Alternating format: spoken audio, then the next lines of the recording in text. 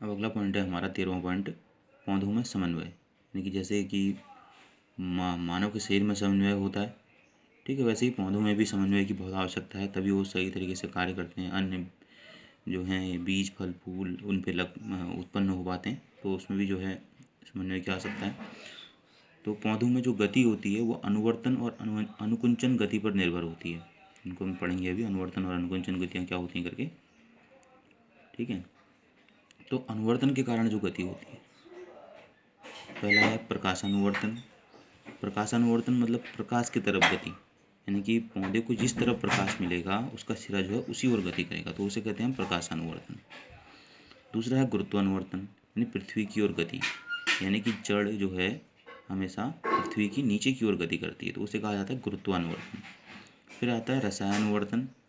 रसायनुवर्तन मतलब परागनलिका का अंडाशय की ओर गति, यानी जो परागनली होगी इसमें परागकोश उपस्थित होंगे वो हमेशा अंडाशय की ओर गति करेगी, जिससे कि जल्दी से जो है निषेचन की क्रिया या निषेचन की क्रिया जो है आसानी से हो सके करके, इसलिए वो उस तरफ परागकण अंडाशय की ओर या परागनलिका जो है अंडाशय की ओर गति करती है। फिर आता है जलानुवर्तन, पानी की ओर जड़ों की गति। जलानुवर्तन यानी कि जो पौधे की जड़ें हैं वो जो है जहाँ को पानी मौजूद होगा मिट्टी के अंदर, सॉइल के अंदर, पानी उसी तरफ, जड़ें उसी तरफ को जो है गति करेंगी, जिससे जो है इनको प्रॉपर रूप से जो है जल मिल सके अपने जो है भोजन संचित करने के लिए, प्रकाश संचरण क्रिया के लिए, ठीक है। अब अनुकुंचन के कारण, ये तो अनुवर्तन के कारण गतियाँ थी, अब अनुकुंचन के कारण जो गतियाँ होती हैं वो हैं, पहला है प्रकाशानुकुंचन, यानी पुष्पों का प्रकाश में खिलना। बहुत सारे ऐसे पुष्प होते हैं जो प्रकाश के आने पर ही खिलते हैं और प्रकाश के जाने के बाद मुरझा जाते हैं, तो उसे कहा जाता है प्रकाशानुकुंचन।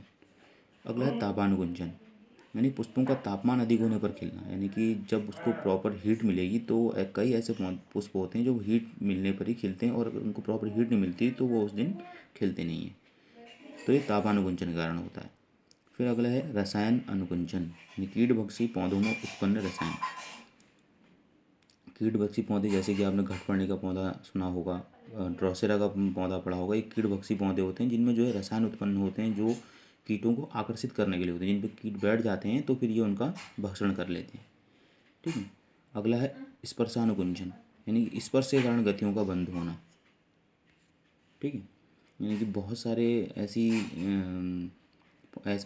पौधे होते हैं जो है स्पर्श के कारण जो उनकी पत्तियां जो हैं बंद हो जाती हैं, तो इसे कहते हैं हम स्पर्शानुकुंचन।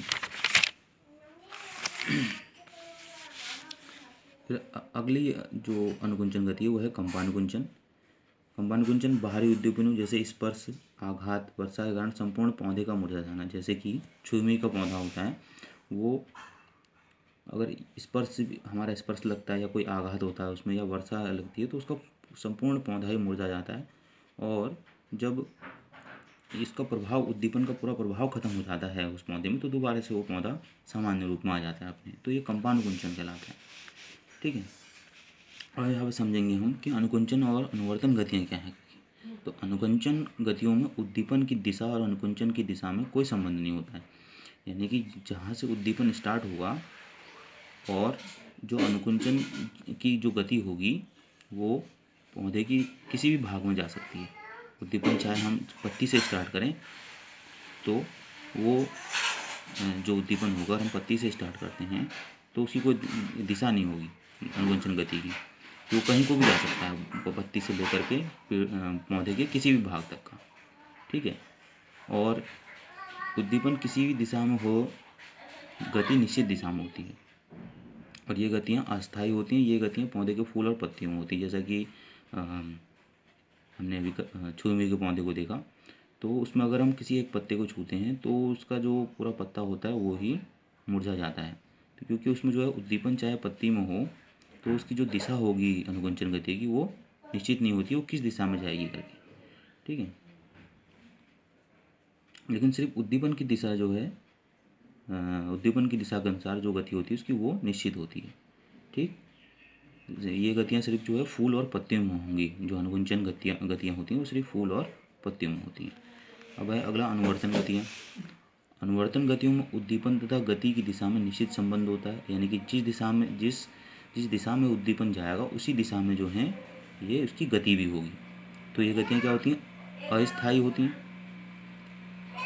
सॉरी स्थायी, यहाँ पे गलत लिख गया है, अनुकुंचन गतियाँ होती हैं अस्थायी, और ये होती है स्थायी गतियाँ होती हैं। ये गतियाँ पादप हार्मोन्स के द्वारा नियंत्रित होती हैं।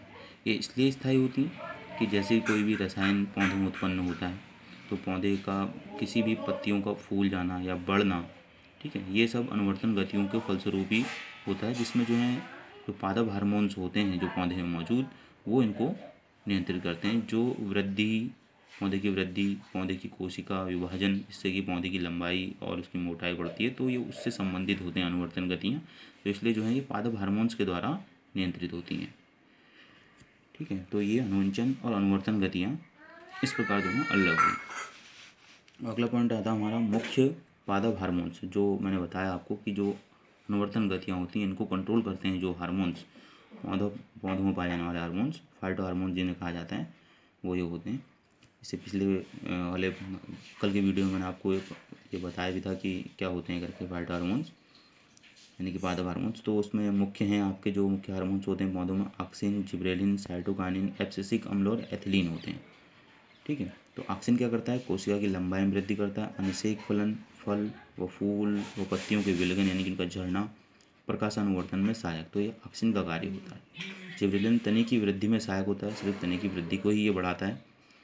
ठीक है, अगला साइटोकाइनिन, ये कोशिका विभाजन में सहायक है, यानी कि कोशिकाओं की जितनी वृद्धि होगी पौधा उतनी ही अधिक गति से बढ़ेगा और उसकी मोटाई भी उतनी बढ़ेगी।